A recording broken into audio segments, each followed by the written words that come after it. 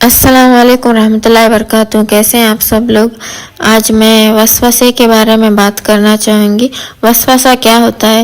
جو ہم لوگ کے مائنڈ میں جو نیگیٹو تھاٹس، نیگیٹو جو سوچ رہتا ہے نا، اس کو وسوسہ بولتے ہیں۔ وسوسہ کس وجہ سے ہم لوگ کے دماغ میں آتا ہے؟ ایک شیطان رہتا ہے۔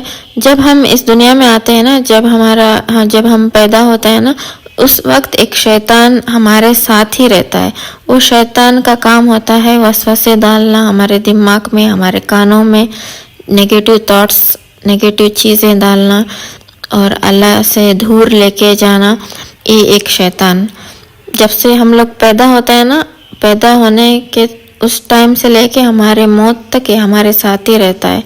اس کا کام یہی ہوتا ہے کہ برے چیزیں ہم لوگ کے مائنڈ میں برے چیزیں ڈالنا، نیگیٹو تھاٹس ڈالنا، اور اسی ٹائم میں ہم لوگ کے ساتھ ایک اچھا فرشتے بھی رہتا ہے جو ہمارے دماغ میں پوزیٹیو سوچ ڈالتا ہے اور پوزیٹیو تھنکنگ اللہ کے طرف بھی، دوسرے لوگوں کے طرف بھی۔ اور ہمارا جو کام رہتا ہے نا، دو چیزوں کے بیچ میں چوز کرنا، برے چیز کو یا پھر اچھے چیز کو، شیطان کی باتوں کو سننا یا پھر اچھی چیزیں جو اچھے فرشتہ جو ہمارے دماغ میں ڈالتا ہے نا، اس چیز کو سننا، وہ ہمارا کام ہوتا ہے۔ لیکن زیادہ تر جو نیگیٹو تھاٹس ہے نا، وہی ہم لوگ سوچتے ہیں۔ اس شیطان کا کام یہی ہوتا ہے، یہی وسوسے ڈالتا ہے کہ کانوں میں نماز پڑھ کے کیا ملنے والا ہے، قرآن پڑھ کے کیا کرو گے، اور ہمیشہ ہمیں حرام چیزوں کی طرف اٹریکٹ کرتا ہے، برے چیزوں کے طرف ہی نا لے کے جاتا ہے۔ ہمارا کام ہوتا ہے کہ اس چیز کو ایوائڈ کر کے پوزیٹیو سوچنا، نماز پڑھنا، قرآن پڑھنا اور اللہ کے بتائے ہوئے راستے پہ چلنا۔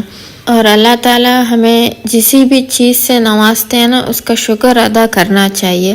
کیونکہ ہماری صحت بھی اچھی ہو تو الحمدللہ کہنا چاہیے، اور کچھ بھی اچھا ہونا الحمدللہ کہنا چاہیے، اور کچھ بھی برا ہو تو تب بھی الحمدللہ کہنا چاہیے۔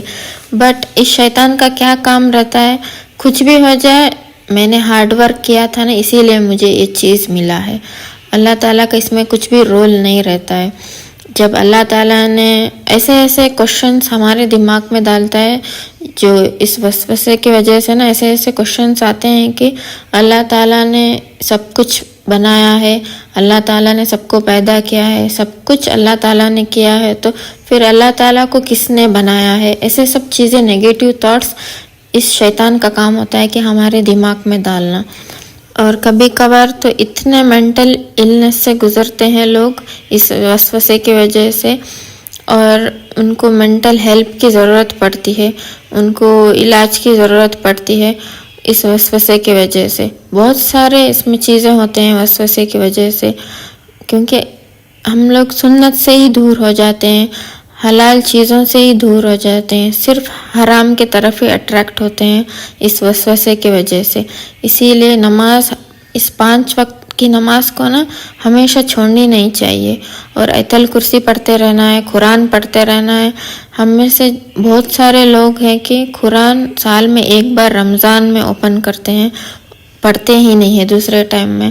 ڈیلی ایٹ لیسٹ قرآن کو نہ پڑھنا چاہیے۔ اگر آپ کے پاس ٹائم نہیں ہے تو کچھ لائنز، کچھ آیت ضرور پڑھنے چاہیے۔ ایٹ لیسٹ قرآن کو اوپن کر کے تو دیکھو، پھر آپ کا دل کرے گا پڑھنے کا۔ اگر ایسے ہی آپ لوگ بند کر کے رکھیں گے، قرآن کی طرف دیکھیں گے نہیں، پھر کیسے آپ کے زندگی میں اچھا کچھ کیسے ہو سکتا ہے؟ ہمیشہ نگیٹیو ہی سوچیں گے اور نگیٹیو چیزیں ہی کریں گے، اور شیطان نا ایک منٹ بھی نہیں چھوڑتا ہے آپ لوگوں کو بھٹکانے کے لیے۔ شیطان کا کام ہی ہوتا ہے کہ ہم لوگوں کو بھٹکاتے رہنا، برے چیزوں کی طرف ہی لے کے جانا۔ اگر آپ ایٹ لیسٹ 5 وقت کی نماز اگر ہو سکے تو تہجد بھی پڑھ لیں گے نا، تو آپ کے لائف میں بہت زیادہ پوزیٹیوٹی آ جائے گی۔ قرآن کو نا ایٹ لیسٹ دن میں ایک بار تو بھی پڑھا کریں۔ اگر ٹائم نہیں ملے تو کچھ لائنز، کچھ آیات ضرور پڑھا کریں۔ एक बार ओपन करके तो देखे कुरान, फिर आपका ना 1-2 दिन आप पढ़ना स्टार्ट कर देंगे ना, फिर आपको एक आदत पड़ जाती है, वो हैबिट ना कभी जाती नहीं। फिर अगर आप कुरान नमाज पढ़ना एक दिन भी, अगर एक वक्त की नमाज भी आपसे मिस हो जाएगी या फिर खज़ा हो जाएगा ना, तो फिर आपके दिल में ना ऐसा हो जाएगा कि मैंने क्या गलती कर दिया, ऐसा फील आना स्टार्ट हो जाता है। एक बार आप कंटिन्यूसली कुछ दिन पढ़ना स्टार्ट कर देंगे ना, फिर आपको आदत हो जाएगी इंशाअल्लाह।